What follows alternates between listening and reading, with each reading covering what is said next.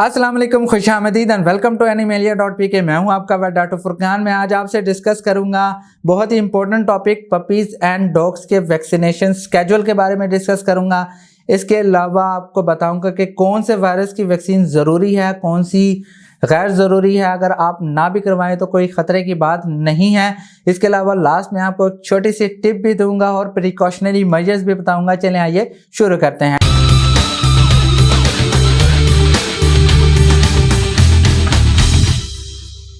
First of all, vaccine क्या है, vaccination क्या है।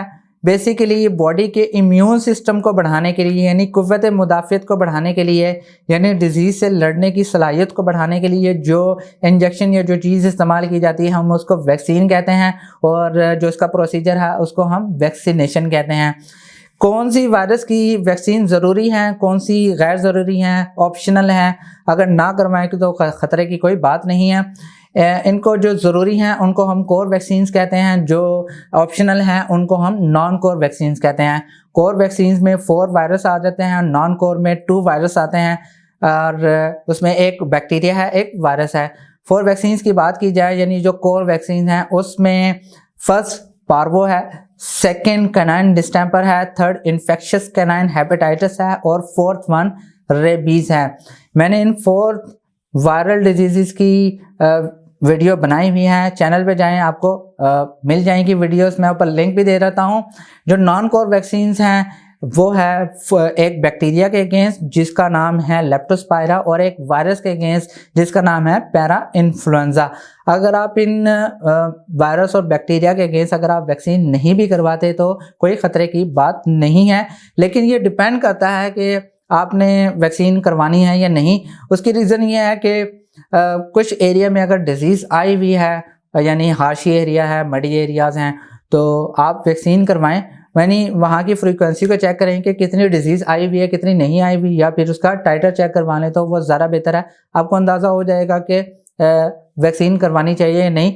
हमेशा जो वेट्स हैं वही टाइटर आपको बता सकते हैं कि आपके एनिमल के इम्यून सिस्टम का टाइटर क्या है, यानी एंटीबॉडीज़ का टाइटर क्या है। तो उसके मुताबिक फिर आप वैक्सीन को चूज़ करें कि आपने लगवानी है या नहीं लगवानी। इसके अलावा अगर वैक्सीनेशन स्केड्यूल की बात की जाए तो वैक्सीनेशन स्केड्यूल वेरी भी करता है, ब्रीड टू ब्रीड भी वेरी कर सकता है, और डॉग टू डॉग भी वेरी कर सकता है। अगर आपके पास पपी है उसका वैक्सीनेशन स्केड्यूल कोई और होगा। इसके अलावा जो अडल्ट्स हैं उसका वैक्सीनेशन स्केड्यूल कुछ और होगा।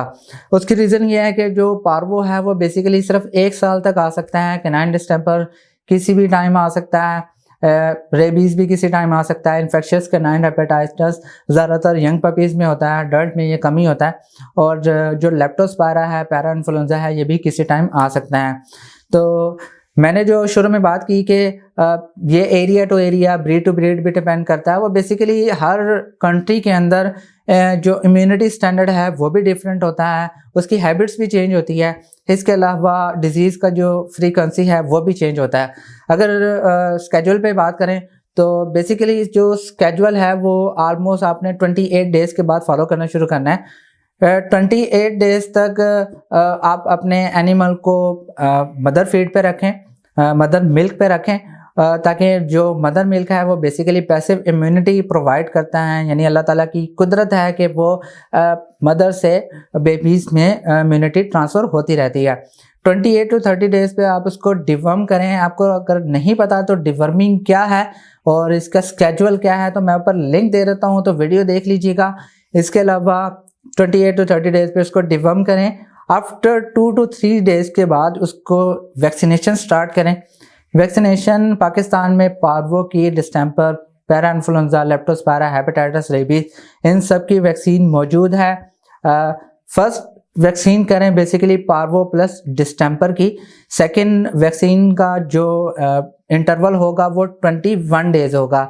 मतलब इन केस मैं आपको समझाने के लिए बता रहा हूँ कि इन केस अगर आप 35 डेज़ पे वैक्सीनेशन स्टार्ट करते हैं तो 56 डेज़ पे, यानी 56 डेज़ पे उसकी सेकंड वैक्सीनेशन होगी, और जो थर्ड वैक्सीनेशन होगी वो 21 डेज़ के बाद होगी, भी फोर्थ वन भी 21 डेज़ के बाद होगी।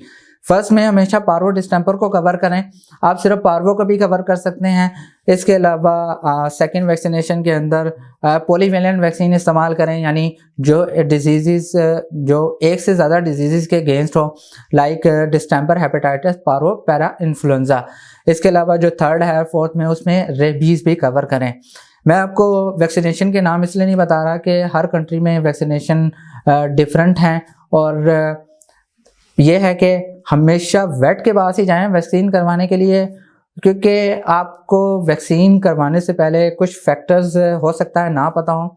बहुत सारी चीज़ें देखनी पड़ती हैं, एनिमल की हैबिट देखनी पड़ती है, उसका जो पैरासिटिक लोड है वो देखना पड़ता है, एनिमल की कोल्ड चेन को वैक्सीनेशन की कोल्ड चेन को मेंटेन रखना पड़ता है। तो बेहतर यही है कि आप हमेशा वेट से कंसल्ट करें, ये प्रिकॉशनरी मेजर्स में आ जाता है। तो अपने एनिमल को सेफ रखने के लिए उसको डिवॉर्म भी टाइमली करें, उसको वैक्सीनेट भी टाइमली करवाएं। डिवर्मिंग भी बहुत इंपॉर्टेंट रोल प्ले करती है वैक्सीनेशन के अंदर। तो बेहतर यही है कि जब भी आप वैक्सीनेशन करवाने जाएं तो आपका एनिमल बिल्कुल स्ट्रेस फ्री हो, डिजीज़ फ्री हो, और कोई से प्रॉब्लम ना हो। अगर वो ट्रैवल करके आया तो थोड़ा सा वेट करें, फिर उसके बाद उसको वैक्सीन करवाएं। अगर लास्ट में टिप की बात की जाए तो टिप ये है कि अगर आप ब्रीडिंग फीमेल को वैक्सीन करवाएं तो इम्यूनिटी पपीज़ में भी ट्रांसफ़र होती है। पपीज़ में ट्रांसफ़र होने का बहुत ज़्यादा फ़ायदा है, क्योंकि जो कैनाइन डिस्टेंपर है ख़ास तौर पे, अगर ये नर्वस साइन की तरफ आ जाए तो उसका कोई ट्रीटमेंट नहीं है। मैं पर वीडियो का लिंक दे देता हूँ, डिस्टेंपर के बारे में देख लीजिएगा।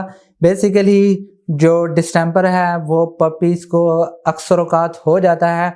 अगर आप ब्रीडिंग फीमेल को वैक्सीन करवाएं तो इम्यूनिटी ट्रांसफ़र होगी और जो डिस्टेंपर है वो आने का ख़तरा कम से कम होगा। हमेशा अपने वेट से कंसल्ट करें कि आपके डॉग को वैक्सीनेशन की ज़रूरत है या नहीं है। मैं उम्मीद करता हूं कि आपको ये वीडियो ज़रूर पसंद आई होगी। अगर पसंद आई है तो प्लीज़ लाइक कीजिए, शेयर कीजिए, और प्लीज़ इस चैनल को ज़रूर सब्सक्राइब कीजिएगा, और मुझे कमेंट में ज़रूर बताइएगा कि आपको किस डिजीज़ या मैनेजमेंट के बारे में जानना है, तो मैं उसके बारे में ज़रूर वीडियो बनाऊंगा। नेक्स्ट वीडियो में मिलते हैं। खुदा हाफिज़।